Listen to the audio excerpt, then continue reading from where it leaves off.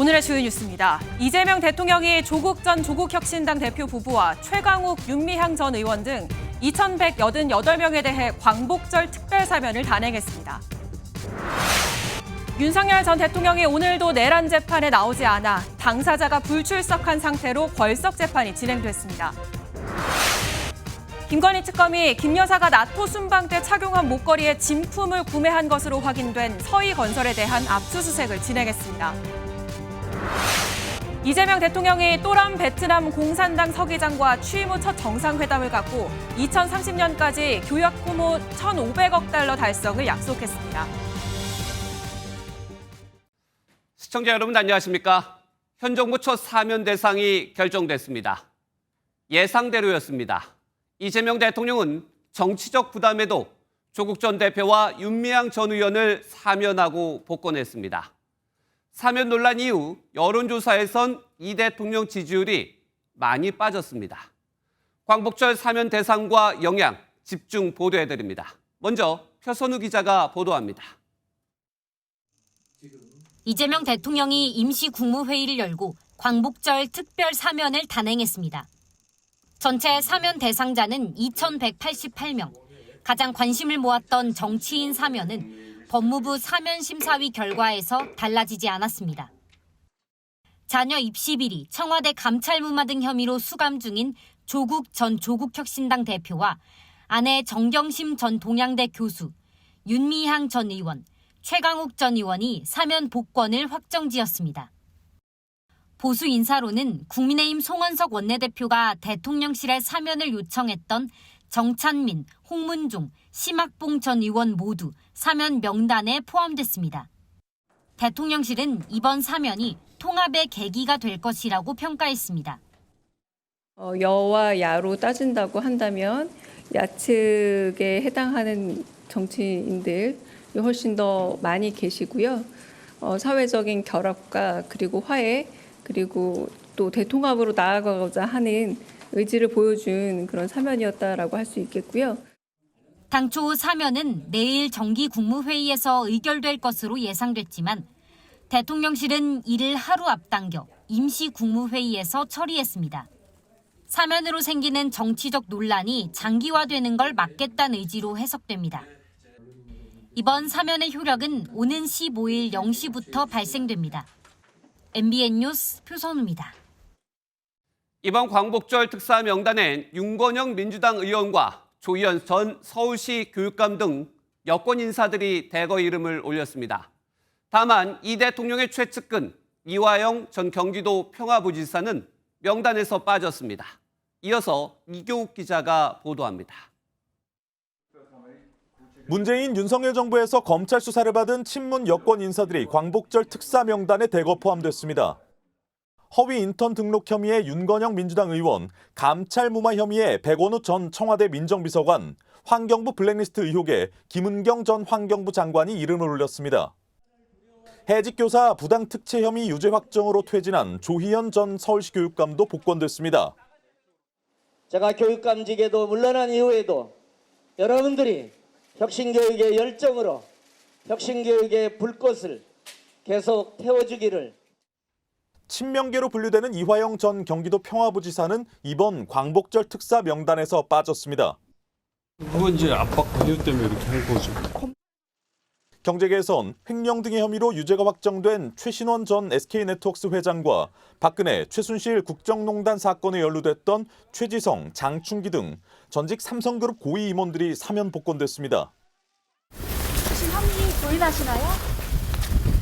미안해. 어떤 점 소명하셨어요? 네, 됐어요. 고맙습니다.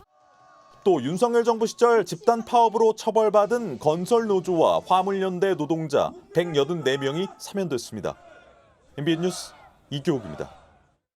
법여권은 환영했습니다. 민주당은 정치검찰 피해자의 명예가 회복됐다고 평가했고 조국혁신당은 조국 전 대표의 다음 행보에 기대감을 드러냈습니다. 정태웅 기자입니다. 민주당은 이번 사면으로 정치검찰의 피해자들이 명예를 되찾았다고 평가했습니다. 내란을 종식해야 하는 정부인 만큼 검찰 독재의 무도한 탄압 수사로 고통받는 피해자들의 삶과 명예를 되돌려 드리고자 했습니다. 국민의 눈높이와 시대적 요구를 함께 살핀 결정이라며 대통령의 고뇌를 깊이 이해한다고도 덧붙였습니다. 조국 전 대표의 사면과 복권으로 활로를 찾게 된 조국혁신당은 검찰개혁에 힘을 모으겠다는 의지를 강조했습니다. 이재명 대통령님의 고심 어린 결정에 감사드립니다. 조국혁신당은 다시 한번 국민이 명령한 내란 청산 그리고 검찰개혁 등 개혁과제를 완수하는 데 더더욱 힘을 조 전 대표의 정치 행보를 놓고 혁신당은 공식적으로는 말을 아꼈지만 당내에서는 다양한 기대감이 터져나왔습니다. 원내에서 같은 중요하다면 원내로 가야 하는 것이고 지방선거에서 우리가 성과를 내는 게 중요하다면 그런 판단을 하실 거고요. 어느 쪽이든 나가야 된다고 생각합니다. 혁신당은 민주당과의 합당 가능성에 대해선 너무 앞서간 이야기라고 선을 그으며 당분간 독자 노선을 걷겠다는 의지를 드러냈습니다. MBN 뉴스 정태용입니다. 국민의힘은 광복절 사면 최종 명단 발표가 나자 맹비난했습니다. 하지만 송원석 원내대표가 요구한 정치인들까지 포함되면서 사면 뒷거래 비판에는 할 말이 없게 됐습니다. 이지울 기자의 보도입니다. 법무부의 광복절 특사 발표 직후 송원석 국민의힘 원내대표는 말을 아꼈습니다. 네, 홍문정 의원이 포함된 거에 대해서는 입장 없으실까요? 조국 전 대표와 윤미향 전 의원에 대한 비판 공세와는 다른 모습입니다. 이를 두고 앞서 공개된 강훈식 대통령 비서실장과 나눈 메시지 때문이란 해석이 많습니다. 지난 4일 방송법 본회의 처리를 위해 열린 국회 본회의장에서 송 원내대표가 강훈식 비서실장에게 야권 정치인 사면을 부탁하는 모습이 언론에 포착됐습니다. 당내에선 송 원내대표의 사면 요청으로 민주당에 할 말이 없게 됐다는 질타가 나왔습니다. 영남권 한 의원은 관례였다고 하더라도 첫 사면부터 그렇게 고개 숙일 이유가 없었다며 송 원내대표의 큰 실착이라고 비판했습니다. 일각에선 이번 사면을 계기로 이 대통령의 사법 리스크에 연루된 인사들까지 향후 사면 대상에 포함되는 것 아니냐는 우려의 목소리도 나옵니다. MBN 뉴스 이지율입니다. 네, 예상된 사면 정치권 영향을 짚어보겠습니다. 대통령실 출입하는 송주영 기자 나와 있습니다. 송 기자, 이미 지난주에 명단은 나왔고 그렇다면 이 대통령 최종 결단 언제쯤입니까? 네, 절차적으로는 오늘 임시 국무회의였겠지만 네. 실질적으로 마음의 결심은 아마 지난주 여름 휴가 가기 전으로 보입니다. 휴가 전에, 예. 네, 왜냐하면 휴가 전 이 대통령이 일부 참모진에게 조국 전 대표 사면 시 우려되는 점을 물었다고 합니다. 보통 토론을 통해서 결론을 내리는 이 대통령 국정 운영 스타일을 봤을 때 당시 발언에 행간을 좀 볼 필요가 있는데요. 대통령실 고위 관계자는 사면이냐 아니냐를 묻지 않고 사면하면 우려되는 점을 물었다며 사실상 사면에 기울었다는 얘기가 아니겠느냐고 해석했습니다. 상당히 설득력이 있어 보입니다. 네, 그럼 이미 휴가 전에 사면을 결정짓고 우려되는 점을 검토했다는 건데 그전에 민주당에서도 우려의 목소리는 나왔었잖아요. 네, 대통령에게 직접 이 우려의 목소리를 전달한 사람들도 꽤 있었다고 합니다. 네. 그 이유는 두 가지 정도인데요. 첫째는 정치인 사면은 논란이 될 게 뻔해서 실익이 없다는 겁니다. 네. 자칫 민심 이반이 생기면 집권 초기 국정 동력만 약해질 수 있다는 우려 때문입니다. 아직 조 전 대표 사면에 대한 찬반 여론이 팽팽한 것도 한몫을 했다고 하고요. 특히 네. 20, 30대 젊은 층에서 반대 응답이 높은 점도 상당히 주목했다고 합니다. 둘째는 내년 지방선거를 염두에 둔 전략적 판단인데요. 조 전 대표가 호남권 지지세가 높고 차기 대선 주자란 점에서 민주당에 이롭지 않을 수 있다는 겁니다. 조 전 대표가 사면 복권되면서 서울시장이나 부산시장에 직접 등판할 수도 있고 또 지난 4월이죠. 전남 담양군수 선거에서 조국혁신당이 민주당을 제쳤던 만큼 여당의 호남 의원들 중심으로 신경을 상당히 썼던 것으로 보입니다.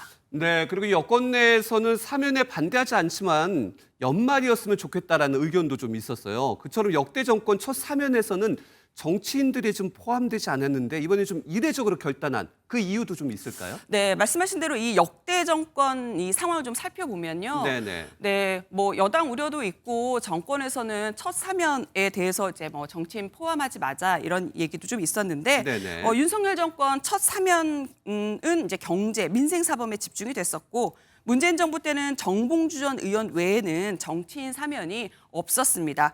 이재명 정부도 민생 관련 사면에 집중할 것으로 알려졌다가 네. 정치인 사면을 포함하는 이 기류가 확 바뀌는 이런 걸 보였었는데 그 이유는 세 가지 정도로 보입니다. 네. 일단 문재인 전 대통령까지 이제 가세한 친문 진영 요구에 시민사회 그리고 친면 진영의 요구까지 이제 더해지면서 사실상 결단한 걸로 보입니다. 조국 부부에 관한 그 수사가 윤석열 검찰의 정치적인 판단과 정치 수사에 의해서 사실 진행됐던 사안이기 때문에 전 정상화가 필요하다고 봅니다. 네, 대통령실은 찬반 여론이 팽팽하지만 과거보다는 여론이 우호적이라는 점에 집중을 했습니다. 네. 대통령실 고위 관계자는 보통 사면은 반대 여론이 1%라도 높다. 하지만 조국 전 장관은 찬성이 더 높았다고 말했습니다. 역대 정권에서 실제 이명박 전 대통령 그리고 김경수 전 경남지사, 정경심 전 동양대 교수 등의 사면 반대 여론이 높았던 건 사실입니다.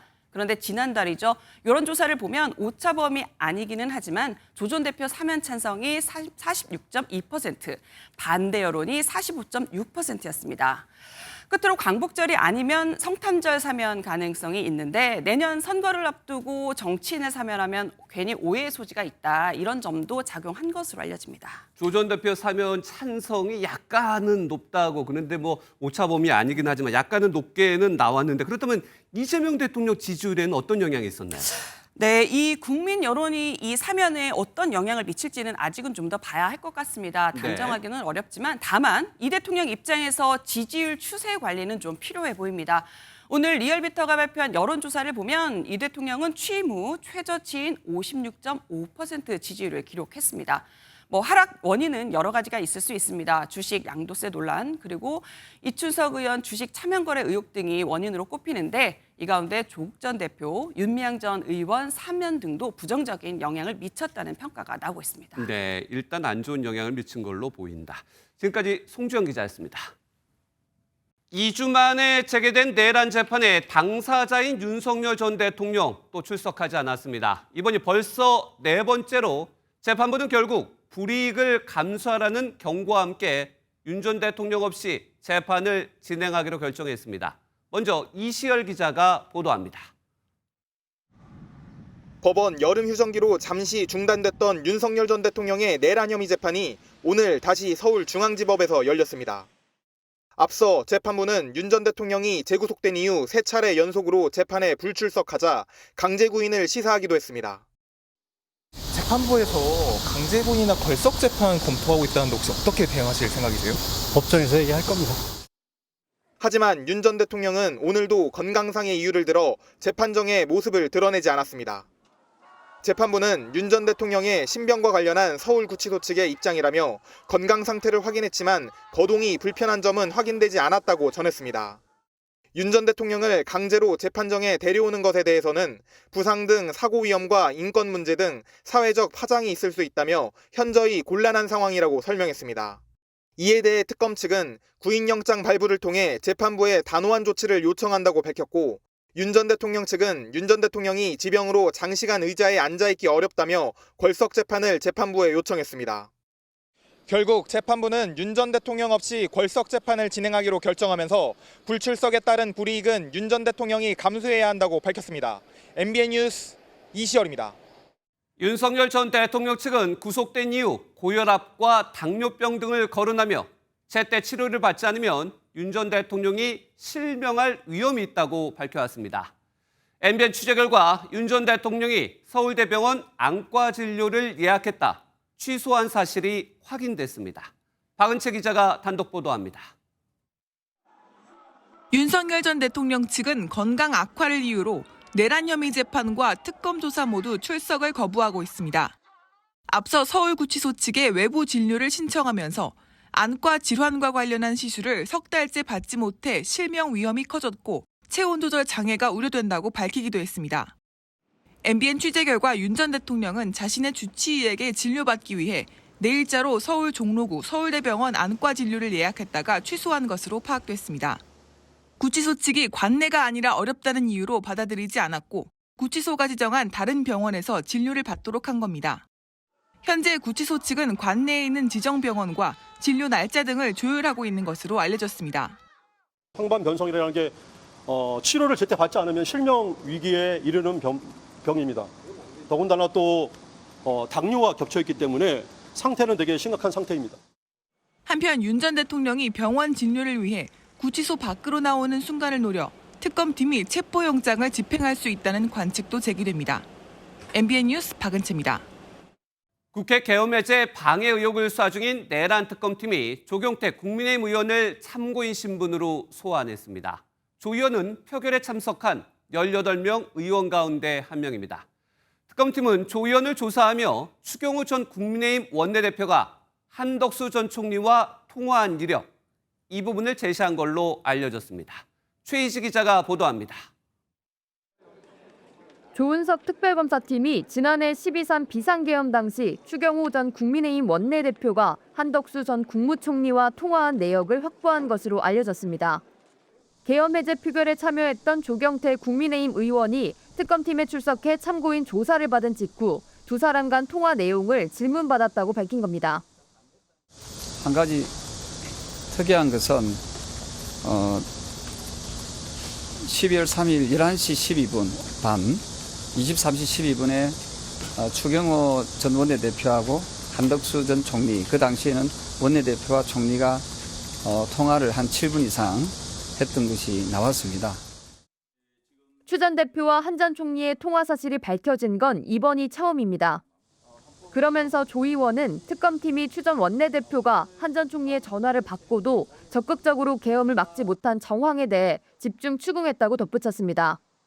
추 전 대표는 계엄 직후 약 1시간 동안 의원총회 장소를 3차례 바꾸는 등 국민의힘 의원들이 계엄 해제 표결에 참석하지 못하게 방해했다는 의혹을 받고 있습니다. 그동안 추 전 대표는 해당 의혹을 전면 부인해 왔지만 의혹과 관련된 구체적인 사실관계가 추가로 확인된 만큼 내란 특검팀 수사에 속도가 붙을 전망입니다. MBN 뉴스 최희지입니다. 김건희 여사가 받은 것으로 의심되는 고가의 목걸이, 그 행방을 쫓고 있는 김건희 특검팀이 오늘 서희건설 본사에 대한 압수수색에 나섰습니다. 김 여사가 순방 당시 착용했던 반클리프 목걸이와 같은 제품을 서희건설 측이 구매한 정황을 포착한 겁니다. 손성민 기자가 보도합니다. 정장 차림의 수사관들이 압수품이 든 박스를 들고 건물 밖으로 나옵니다. 민중기 특별검사팀이 오늘 김건희 여사의 목걸이 수수 의혹과 관련해 서울 서초구 서희건설 본사를 압수수색했습니다. 인사청탁 관련된 자료는 확보하셨나요? 화장실은 어떤 자료 확보하셨나요? 서희건설 측은 지난 2022년 6월 김 여사가 나토 순방 당시 착용했던 반클리프 목걸이와 같은 모델을 구매했다는 의혹을 받고 있습니다. 앞서 특검팀은 반클리프 본사를 압수수색하면서 지난 2022년 대선 직후 서희건설 회장의 측근이 김 여사가 착용했던 모델을 약 6천만 원에 구매한 이력을 파악한 것으로 알려졌습니다. 특검팀은 또 이 회장의 사위가 순방 직전 국무총리 비서실장으로 임명된 사실을 확인하고 인사청탁의 대가로 목걸이를 김 여사 측에 전달한 게 아닌지 의심하고 있습니다. 앞서 김 여사의 친오빠 장모 집에서 발견된 가짜 목걸이가 아니라 진품이 따로 있을 가능성이 있다고 보고 수사를 이어가는 겁니다. 김 여사 측은 착용한 목걸이는 모조품이며 또 서희건설과는 아무 관련이 없다고 밝힌 상황입니다. 새벽부터 시작된 압수수색은 약 7시간 만에 끝났습니다. 특검팀은 압수물 분석을 마친 뒤 이를 토대로 서희건설과 김 여사와의 관련성을 들여다볼 것으로 예상됩니다. MBN 뉴스 손성민입니다. 김건희 여사에 대한 구속영장 실질 심사는 하루 앞으로 다가왔습니다. 모두 848쪽 분량의 의견서를 법원에 제출한 특검팀은 구속수사의 필요성을 피력할 것으로 보입니다. 김 여사 측은 범죄 자체가 성립하지 않는다는 점을 강조할 것으로 예상됩니다. 최민성 기자의 보도입니다. 민중기 특별검사팀은 김건희 여사에 대한 대면 조사 바로 다음 날 구속영장을 청구했습니다. 구속영장 청구서를 제출하면서 처음 가져간 의견서만 572쪽에 달합니다.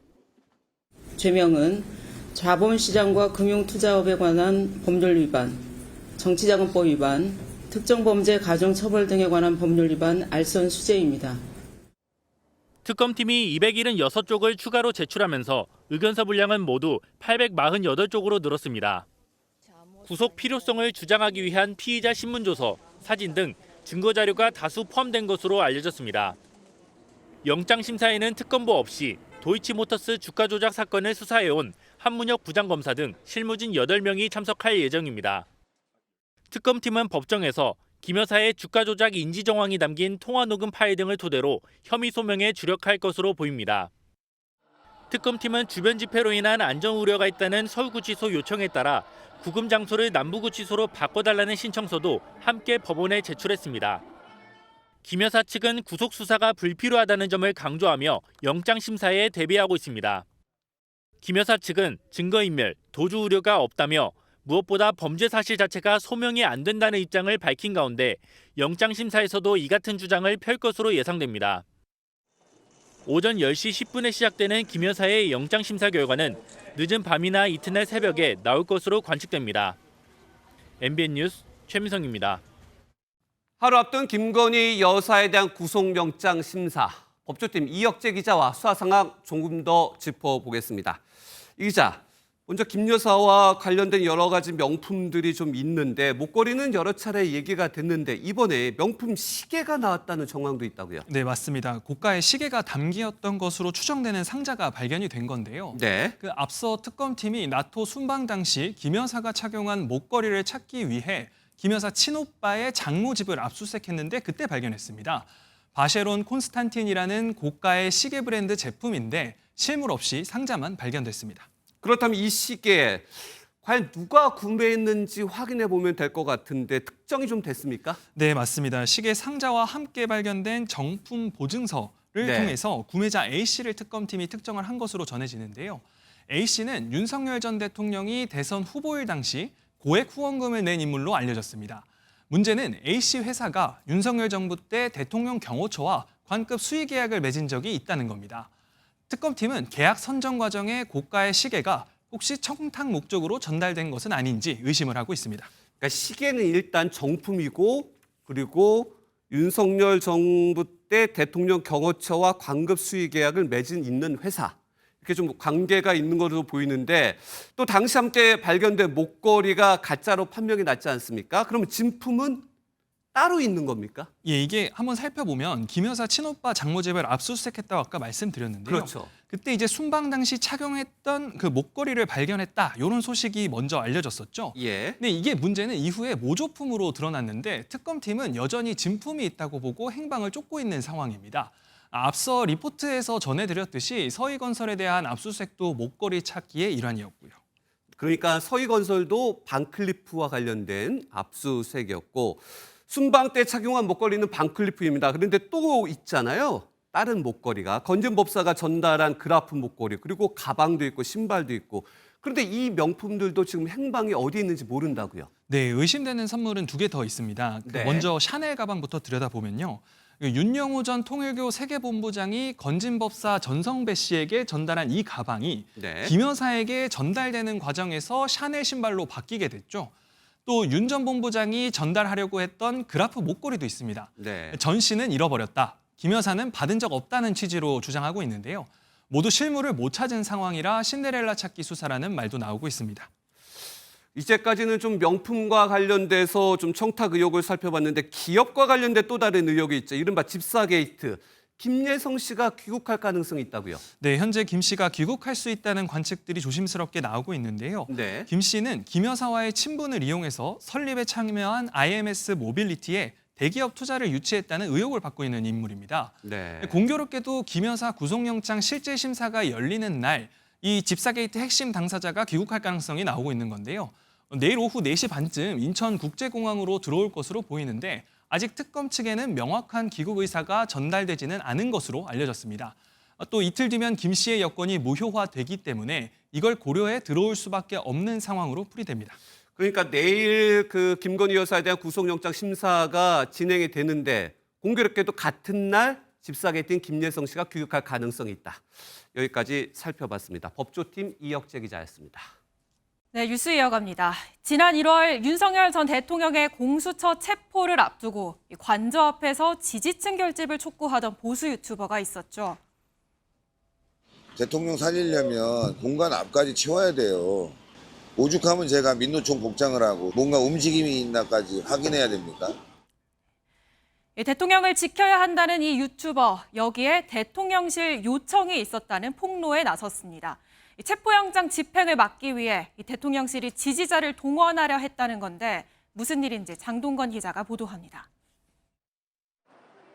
비상계엄 공조수사본부가 윤석열 전 대통령을 체포하기 하루 전인 지난 1월 14일 유튜브 신의 한수 대표 신혜식 씨와 성사명 전 대통령실 행정관이 나눈 통화입니다. 언제 들어온지도 모르는데 왔다 갔다 하라고 그러고. 아니 도대체 뭔 작전을 세우는 거예요? 아니면 우리 나를 약 올리려고 하는 거예요? 나를 뭐 똘마니 두고 얘기하려고 그러는 거예요? 전혀 그렇지 않습니다. 죄송합니다. 그런 건 아니고요. 신 씨는 이보다 앞서 공조본이 1차 체포영장 집행에 실패했던 날에도 성 전 행정관이 지지자 결집을 요청하는 문자 메시지를 보냈다고 주장했습니다. 그러면서 대통령실이 민간인 시위대를 동원해 방패로 활용하려 했다며 국민권익위원회에 성 전 행정관을 공익신고했습니다. 탄핵 국면에서 전광훈 사랑제일교회 목사와 집회를 여는 등 윤 전 대통령을 옹호해왔던 신 씨가 돌연 입장을 바꾼 겁니다. 신 씨는 석동현 배의철 변호사와 윤상현 국민의힘 의원이 국민변호인단을 구성한 것도 자신이 민간인 동원 요청을 거부했기 때문이고 배 변호사는 서울 서부지법 난동 사태를 부추겼다며 함께 신고했다고 밝혔습니다. 신 씨는 서울 서부지법 난동 사태 배후 의혹과 관련해 전광훈 목사 등과 함께 경찰 수사를 받고 있습니다. 경찰은 공익 제보자로서 면책되게 해달라는 신 씨 측 요청에 대해서는 피의자 신분에 변동이 없다고 밝혔습니다. 윤 전 대통령이 구속된 가운데 지지자들 역시 사법 리스크가 높아지면서 폭로전이 벌어지는 등 분열 조짐이 드러나는 모습입니다. MBN 뉴스 장동건입니다. 전당대회를 불과 열흘 앞둔 국민의힘에선 계엄과 탄핵, 극우 논쟁만 되풀이되고 있습니다. 내란 특검에 출석한 조경태 국민의힘 의원은 당에 아직도 내란 동조 세력이 있다며 탄핵 반대 진영을 직격했습니다. 이 소식은 정태진 기자가 전하겠습니다. 아직도 내란은 끝나지 않았다. 조경태 국민의힘 의원이 내란 특검 조사 직전 밝힌 입장입니다. 당내에 내란 동조 세력이 저는 존재하고 있다. 윤 의견을 아직까지도 주창하는 그런 세력들은 저는 내란 동조 세력이라고. 비상계엄 당시 계엄 해제 의결 방해 의혹을 받고 있는 당 지도부는 물론 탄핵 반대 진영에 선 당권 주자들을 정면 겨냥한 발언으로 해석됩니다. 반탄파 후보들은 즉각 반발하고 나섰습니다. 장동혁 의원은 SNS에 조경태 의원이 이제는 내란몰이에 동참하고 있다. 용납하기 어렵다고 날을 세웠습니다. 조경태 후보가 지금 민주당의 내란몰이에 동참할 거라면 저는 민주당으로 돌아가야 된다고 생각합니다. 반탄파인 김문수 전 장관도 맞대응에 나서고 있습니다. 조경태 의원의 발언은 명백히 이적 행위를 한 것이고 결국 민주당에서 우리 당을 해산하려는 근거를 마련해주는 그런 주장이라고 생각합니다. 조경태 후보를 즉시 사퇴시키고 찬탄파지만 국민의힘 전체를 내란 정당으로 낙인 찍으라는 시도라며 특검 조사에 응하지 않고 있는 안철수 의원은 양쪽 모두를 비판했습니다. 계엄을 했어도 아무 일도 벌어지지 않았다라고 마치 계엄에는 아무런 죄가 없다는 취지의 발언을 하셨습니다. 전당대회가 열흘 앞으로 다가온 가운데 극우를 둘러싼 후보 간 논쟁이 심화되고 있습니다. MBN 뉴스 정태진입니다. 국민의힘 내 극우화 논란의 정점에는 바로 이 사람, 유튜버 전한길 씨가 있습니다. 지난주 전당대회 연설회에서 배신자 구호를 유도하고 소란을 피웠죠. 전 씨 입장에 미온적으로 대응하던 국민의힘 지도부도 전 씨 징계를 촉구하고 나섰습니다. 당내에선 제명 가능성이 유력하게 거론됩니다. 이어서 김도현 기자입니다. 지난 8일 대구에서 열린 첫 합동 연설회는 한국사 강사인 전한길 씨 참석으로 소란이 빚어졌습니다. 저기 나와 있는 전한길 씨 같은 부정선거 음모론에 빠지고 계엄을 계몽령이라고 정당화하는 저런 사람들과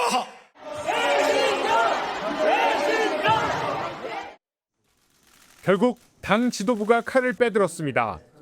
국민의힘은 죄질이 엄중하다며 윤리위에 빠른 징계를 촉구했습니다. 분열과 갈등을 조장하는 선동행위는 결코 용납될 수 없습니다. 죄질이 매우 엄중하다고 판단됩니다. 당 지도부의 공개 촉구 직후 윤리위는 곧바로 전 씨의 징계 개시를 의결했습니다. 전한길 씨가 이번에 한 행동은 그런 민주적인 절차를 갖다가 무시한 그런 걸로 지금까지는 언론 보도를 통해서 저희들이 보고받았기 때문에 당 일각에선 제명 가능성도 거론됩니다. 한 국민의힘 의원은 전 씨를 당이 안고 가느냐 마느냐 문제를 떠나 전 씨의 이번 행동은 적절하지 않았다고 밝혔습니다. 국민의힘은 이르면 오늘 14일 전 씨에 대한 징계 수위를 결정할 예정입니다. 이후 열릴 합동연설회는 물론 전당대회 참석도 허용하지 않는다는 방침이지만 전 씨는 참석을 강행한다는 입장이어서 이를 둘러싼 논란은 계속될 전망입니다. MBN 뉴스 김도형입니다. 경찰이 주식 차명 거래 의혹을 받는 이춘석 의원의 사무실과 집을 압수수색했습니다. 이 의원은 소속 정당인 민주당에선 제명됐지만 여전히 국회의원 신분을 유지한 상태로 수사를 받고 있습니다. 이승민 기자입니다. 서울경찰청 금융범죄수사대 수사관들이 국회의원회관 이춘석 의원 사무실로 들어갑니다. 주식 차명 거래 의혹을 받는 이 의원과 참호 보좌관의 PC 등 자료 확보에 나선 겁니다. 포렌식 작업하러 오신 건가요? 이 의원의 전북 익산 지역 사무실과 집에 대한 압수수색도 이루어졌습니다. 이 의원과 보좌관 참호 씨에 대한 출국 금지 조치를 내린 경찰은 압수물 분석이 끝나는 대로 이 의원을 소환해 조사할 방침입니다. 경찰 수사가 본격화되면서 의원직 사퇴를 요구하는 여론도 높아질 전망입니다. 이미 야당은 물론 여당 안에서도 이 의원의 의원직을 박탈할 필요가 있다는 목소리가 나오는 상황입니다. 그 수사 결과의 내용에 따라서는 의원직 제명까지 당연히 갈 수 있는. 의원직에서 제명하려면 국회 윤리특별위원회 심사를 거쳐야 합니다. 그런데 윤리특위는 1년 3개월째 구성조차 못하고 있고 윤리특위를 통과한 뒤에도 재적의원 3분의 2 이상이 제명에 찬성해야 합니다. 범죄 의혹이 불거진 국회의원에 대해서는 권한을 정지시킬 수 있는 별도 방안이 필요하다는 목소리는 꾸준히 나오고 있지만 아직 실질적인 대책으로는 이어지지 않고 있습니다. MBN 뉴스 이승민입니다. 이재명 대통령이 베트남 또럼 공산당 서기장과 첫 국빈 정상회담을 갖고 2030년까지 교역 규모 1,500억 달러를 달성하기로 했습니다. 국빈 만찬에는 최태원 SK그룹 회장 등 4대 총수들과 박항서 전 베트남 축구대표팀 감독까지 총출동했습니다. 설한빛 기자가 보도합니다.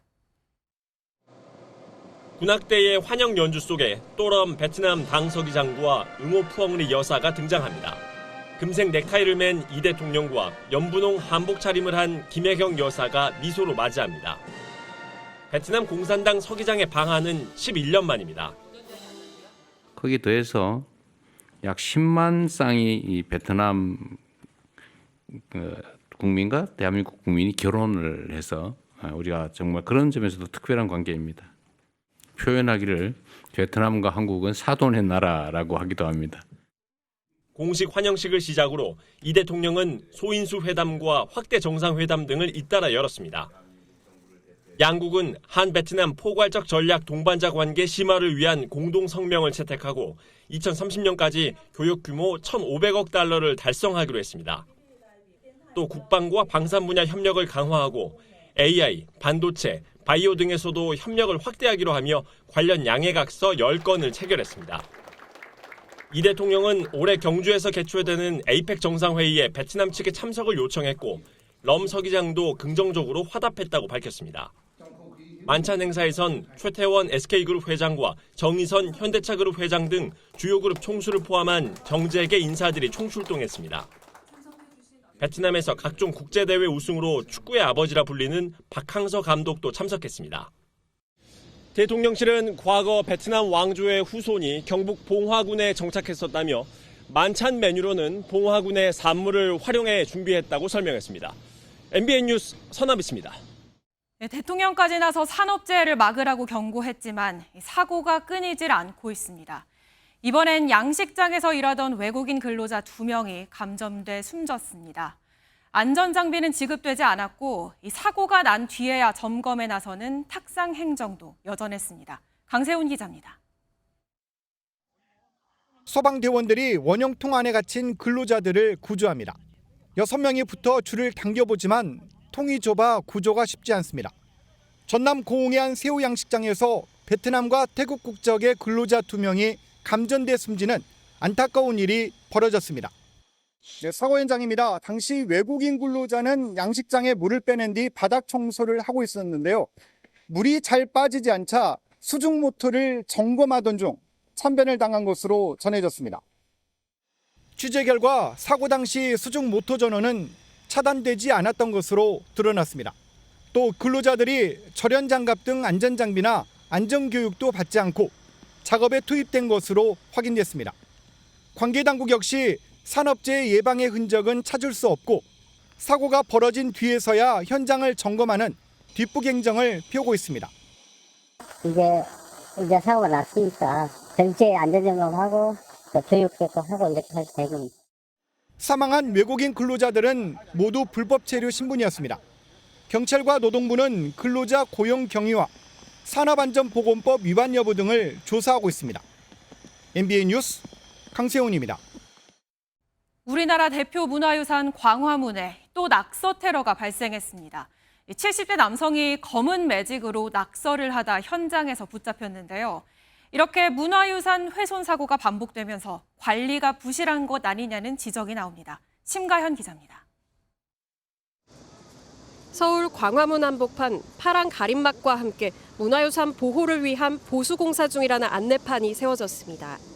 담벼락엔 검은 유성 매직으로 휘갈긴 낙서가 남아 있습니다. 오늘 오전 한 남성이 국민과 세계인에 드리는 글이라며 트럼프 대통령이라는 문구를 쓰다 경찰에 붙잡혔습니다. 당시 현장에서 근무하던 인력이 이를 발견해 낙서를 중단시켰고 남성은 현행범으로 체포됐습니다. 훼손 범위는 가로 약 1.7m, 세로 0.3m에 달하는데 국가유산청은 고궁박물관과 함께 레이저기기 등을 동원해 원상복구를 완료했습니다.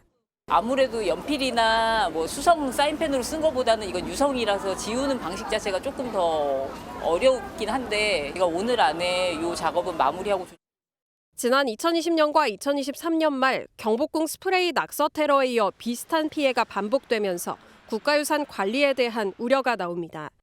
현행법에 따르면 낙서 행위자에게 원상복구 명령과 함께 복구 비용 청구도 가능한데 스프레이 낙서는 복원 작업에 약 1억 3천여만 원이 투입된 바 있습니다.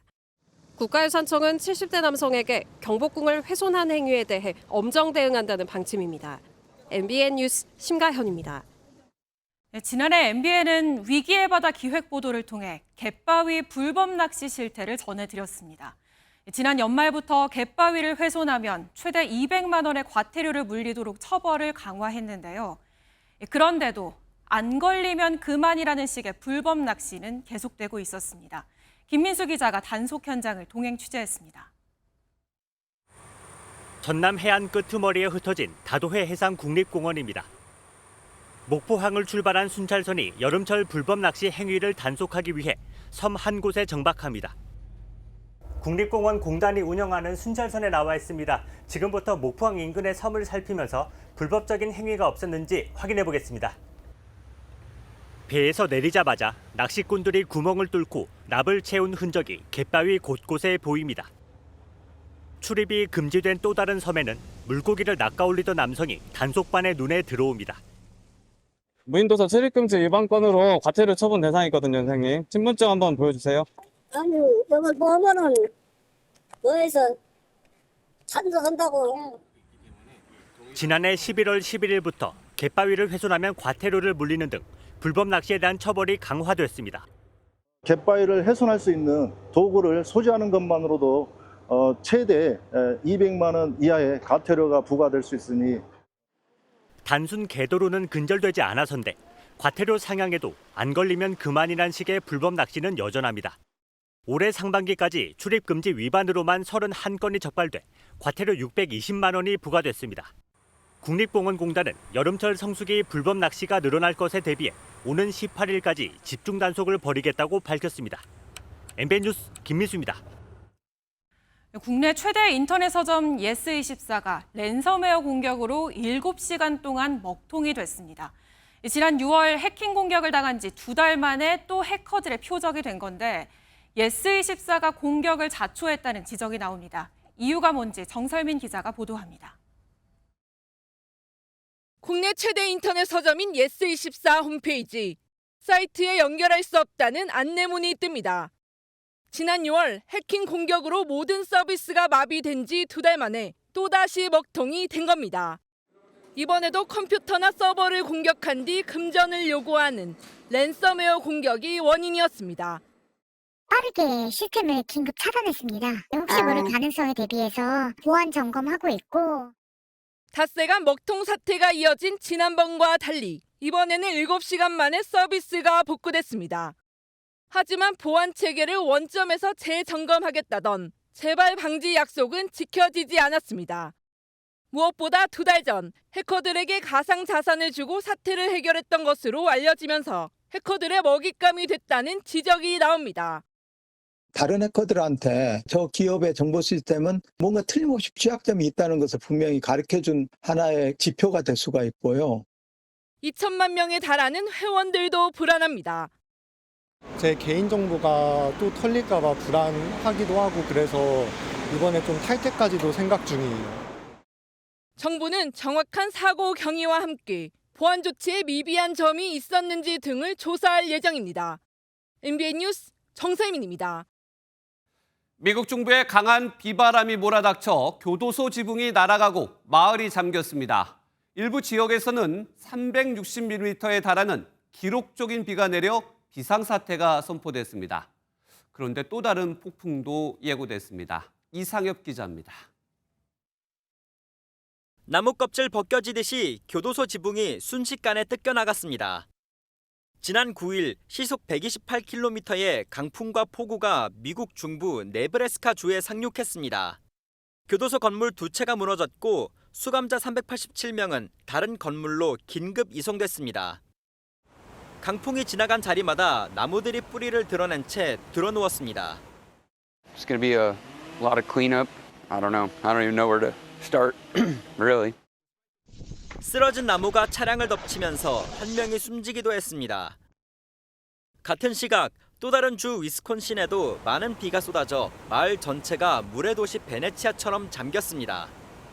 빗물로 가득 찬 도로를 뚫고 나간 뒤 차문을 열자 흙탕물이 마구 쏟아집니다. 주말 사이 밀워키 카운티에만 총 360mm의 비가 내리자 당국은 비상사태를 선포했습니다. This flooding event, it's very significant. It's something that Milwaukee hasn't seen in. 이번 폭우로 밀워키 소방서에 접수된 피해 신고가 600여 건에 달했고 16,000 가구에 전기 공급이 끊겼습니다. 복구 작업이 한창이지만 내일까지 또 폭풍이 예보돼 주민들은 추가 피해를 우려하고 있습니다. MBN 뉴스 이상엽입니다. 우크라이나 전쟁 종식을 위한 트럼프 미국 대통령과 푸틴 러시아 대통령의談판이 나흘 앞으로 다가왔습니다. 트럼프 대통령은 이 자리에 젤렌스키 우크라이나 대통령을 초청해 일부 영토 포기를 압박할 것으로 보입니다. 워싱턴에서 강영구 특파원입니다. 오는 15일 알래스카에서 열리는 트럼프와 푸틴의談판이 임박했습니다. 관심은 젤렌스키 대통령이 자리에 함께할지 여부입니다. 푸틴 대통령은 그동안 젤렌스키 대통령과는 절대 한자리에 앉지 않겠다는 입장을 고수했지만 미국은 트럼프 대통령이 이를 일부 누그러뜨렸다고 주장합니다. One of the most important logjams is that Vladimir Putin said that he would never sit down with Zelensky, the head of Ukraine, and the president has now got that to change. 하지만 3자 회담 형식을 놓고는 전망이 엇갈리고 있습니다. 백악관 관계자는 젤렌스키 대통령이 합류하더라도 트럼프와 푸틴 양자 회담 이후에나 참여가 가능할 것이라고 전망했습니다. 결국 양자 회담에서 영토 문제를 결정짓고 3자 회담에서 이를 받아들이도록 압박할 것이라는 관측입니다. 이 때문에 유럽연합은 긴급 외교장관 회의를 소집했고 젤렌스키 대통령도 강하게 반발했습니다. Продовжили забирати життя. Жодні дедлайни, жодні очікування від них. 이번 회담은 트럼프 대통령의 평화 중재자 이미지 구축 의도와 푸틴 대통령의 점령지 지배를 통한 우크라이나 영향력 확대 전략이 맞물릴 것이라는 분석입니다. 트럼프와 푸틴의 수싸움은 향후 국제 정세에 커다란 변수가 되고 있습니다. 워싱턴에서 MBN 뉴스 강영구입니다. 한 해 전국에서 무려 11만 톤이 넘는 옷이 수거되는 우리나라는 세계에서 손꼽히는 헌옷 수출국입니다. 유행에 민감한 패스트 패션이 자리 잡으면서 한철 입고 버리는 옷들이 많아졌는데요. 이렇게 버려진 옷들 어떻게 처리되는지 안유정 기자가 동행 취재했습니다. 서울 평창동의 한 의류수거함을 열어보니 헌옷이 가득 들어 있습니다. 패딩 점퍼부터 신발과 이불까지 종류도 다양한데 여름 한철만 입고 버린 듯한 깔끔한 옷도 눈에 띕니다. 아까 새 옷도 나와요. 취향이 맞을 줄 알았는데 안 맞으면 그냥 갖다 버려요. 포장도 안 뜯고 그냥 버린다니까. 서울 부암동의 의류수거함도 사정은 마찬가지입니다. 1시간 동안 15곳의 수거함에서 모은 폐유류가 1톤 트럭 분량에 달하는데 이렇게 수거된 헌옷은 해외 수출업체로 모입니다. 경기 광주시에 있는 이 중고의류 수출업체에만 하루 평균 30톤의 폐유류가 들어옵니다. 전국에서 이렇게 버려지는 옷은 지난 2023년 기준 11만 톤이 넘습니다. 2019년 5만 9천 톤과 비교하면 4년 만에 2배로 늘어난 셈입니다. 산더미처럼 쌓인 헌옷은 종류별로 분류해 동남아시아와 아프리카 등 개발도상국으로 보내지는데 국내 수거량의 약 95%가 수출됩니다. 이 많은 양을 여기서 다 누가 재사용을 할 수가 없잖아요. 거의 90% 이상이 다 수출이니까요. 하지만 세계 주요 중고의류 수입국은 수입량 대부분을 곧바로 폐기하거나 땅에 그대로 묻어버리는 실정입니다. 생산이료의 70%가량을 차지하는 합성섬유가 분해까지 최대 200년이 걸리는 걸 고려하면 우리나라가 쓰레기를 수출하는 것이나 다름없는 겁니다. 의류 같은 경우는 재질도 많고 종류도 많으니까 별도로 선별이 돼야 되잖아요. 아직까지는 상용화된 기술이 유입한 부분이고.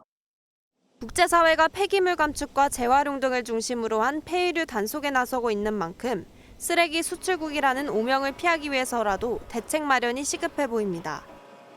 MBN 뉴스 안유정입니다.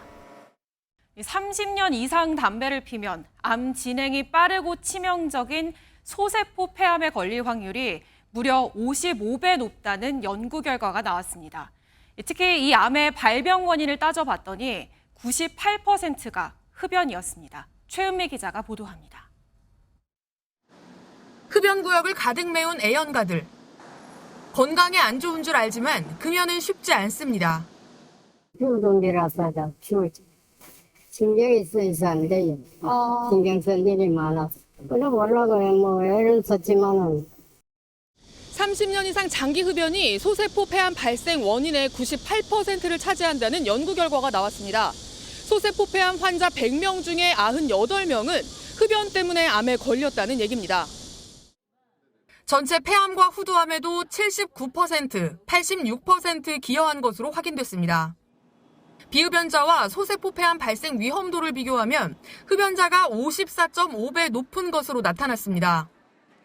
폐암은 암세포의 특징에 따라 비소세포 폐암과 소세포 폐암으로 나누는데 소세포 폐암은 전체 폐암의 20% 수준이지만 진행 속도가 빨라 훨씬 치명적입니다.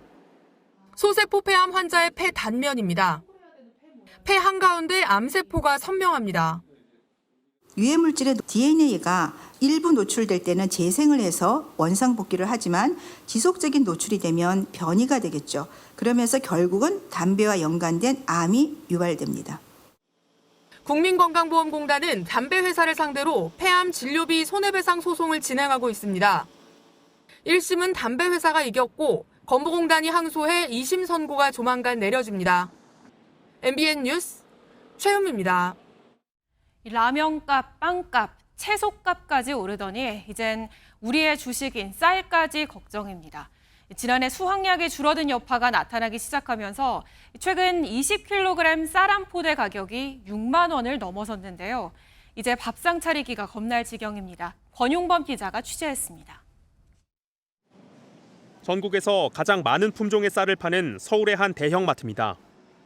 하지만 혼합국조차 10kg에 3만 원이 안 되는 제품은 찾아볼 수 없습니다. 가장 비싼 쌀은 10kg에 5만 원대, 20kg도 8만 원이 넘습니다. 한 달에 한 번씩 10kg씩 사는데 항상 3만 원 미만일 때 샀었어요. 너무 비싸다는 느낌이 들죠. 쌀 20kg 기준 소매 가격은 지난달 약 2년 만에 6만 원을 넘어섰는데요. 이번 달 들어서도 심리적 저지선인 6만 원 턱 밑에서 오르내리고 있습니다. 통계청 조사 결과 지난달 쌀 가격은 1년 전보다 7.6% 오르며 1년 4개월 만에 상승률이 다시 7%대로 높아졌습니다. 정부가 남는 쌀을 막기 위해 지난해 생산량을 줄이고 수매를 늘린 정책이 시장의 공급 부족으로 나타난 겁니다. 쌀값까지 불안한 조짐을 보이자 정부는 이번 달 말까지 비축미 3만 톤을 시장에 대여 방식으로 풀기로 했습니다. 올해 햅쌀 나오잖아요. 그거를 내년 언제까지 현물로 갚으세요. 그러면은 생산자도 소비자도 다 윈윈할 수 있겠다. 가공식품, 신선 채소에 이어 쌀값까지 뛰면서 지난달 먹거리 물가 상승률은 3.5%로 높아지며 1년 만에 최고를 기록했습니다. MBN 뉴스 권용범입니다. 사무실에 입주한 지 고작 몇 달 만에 짐 싸서 나가라는 통보를 받은 기업들이 있습니다. 서울시 사업으로 운영되는 대학 스타트업 센터 얘기인데요.